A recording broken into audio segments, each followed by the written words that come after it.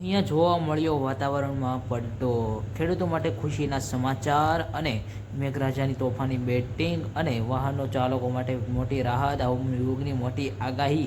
અને અંબાલાલ પટેલની પણ મોટી આગાહી. મિત્રો તો ચાલો જાણીએ, તો આજના વિડીયોમાં આપણે જાણીએ તો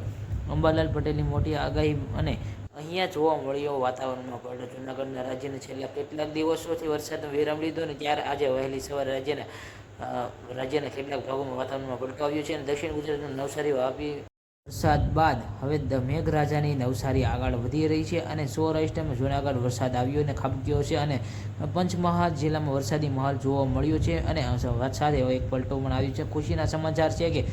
દક્ષિણ ગુજરાતમાં બાદ હવે જૂનાગઢમાં મેઘ શહેર જોવા મળ્યું છે અને જૂનાગઢમાં વરસાદી માહોલ બાદ જમ્યા અને શહેરમાં ધોધમાર વરસાદ છે અને ભવનાથથી વિસ્તારમાં પણ વરસાદી માહોલ જોવા મળ્યું છે અને આ પિયત વરસાદ જોઈને જામતા ખેડૂતો માટે ખુશીના સમાચાર જોવા મળ્યા છે. મિત્રો વાત બીજા સમાચારની, તો મિત્રો મેઘરાજાની તોફાની બેટિંગ નોંધીની કે વલસાડને શહેરમાં ધોધમારી બેટિંગ જોવા મળી છે, જ્યાં 4 ઇંચ વરસાદ પડ્યો છે અને વલસાડમાં પારડી 4 કલાક 3 કલાક નોંધાયો છે અને નવસારી ચીપલા પણના 1 કલાક વધારે વરસાદ પડ્યો છે અને વાહન ચાલકો માટે મોટી રાહત. તો વલસાડ શહેરમાં આજે સવારથી જ વરસાદ વરસ્યો છે અને વહેલી સવારે વરસેલા વરસાદને ભાવનગર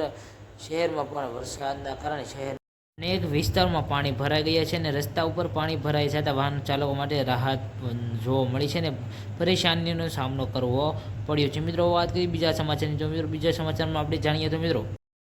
હવામાન વિભાગની મોટી આગાહી. અમદાવાદ સ્થિત હવામાન વિભાગે બેટિંગ બોલના પ્રમાણે 24 કલાક દક્ષિણ ગુજરાતમાં વલસાડ, દમણ અને ઝારો વરસાદ થયો છે અને ડેટા દર્શાવે કે દાદરા હવેલી નગર 21મી કરતાં વધારે વરસાદ નોંધાયો છે, જ્યારે દાહોદમાં 5થી 57 મીમી વરસાદ પડી ગયો છે અને ડાંગ જિલ્લામાં પણ 7.6 વરસાદના ડેટા કહે છે અને આ વરસાદને કારણે 20 મીમી વરસાદ કરતાં વધુ થયો છે અને આ સિવાય દીવ સાધારણ વરસાદ નોંધાયો છે અને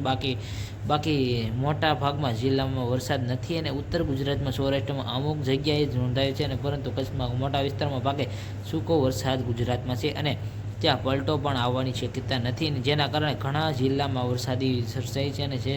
ચિંતાજનક છે અને હવે બંગાળની ખાડીમાં સિસ્ટમ સક્રિય થશે અને આધાર તેના પર રહેશે. મિત્રો વાત કરીએ બીજા સમાચારમાં આપણે જાણીએ તો અંબાલાલ પટેલની મોટી આગાહી. અમદાવાદમાં કેટલાક વિસ્તારમાં સવારમાં વરસાદ માહોલ જોવા મળ્યો છે, જેમાં પૂર્વ ભાગમાં સમાવેશ થાય છે. હવામાન વિભાગે આજના દિવસે રાજ્યના સામાન્ય કરતાં હળવાથી મધ્યમ ભારે વરસાદની વ્યક્ત કરી છે અને અમદાવાદમાં સાઉથી બોપલ, જુહાપુરા અને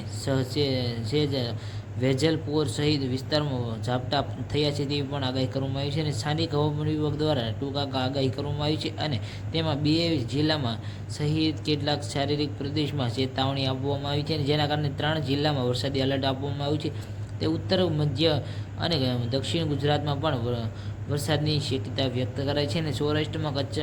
કચ્છ ભાગોમાં ચેતવણી એલર્ટ કરવામાં આવી છે. મિત્રો વિડીયો સારું પોતાની ચેનલ ટેકનિક ગુજરાત સબસ્ક્રાઈબ કરો. જય હિન્દ, જય ભારત, નમસ્કાર.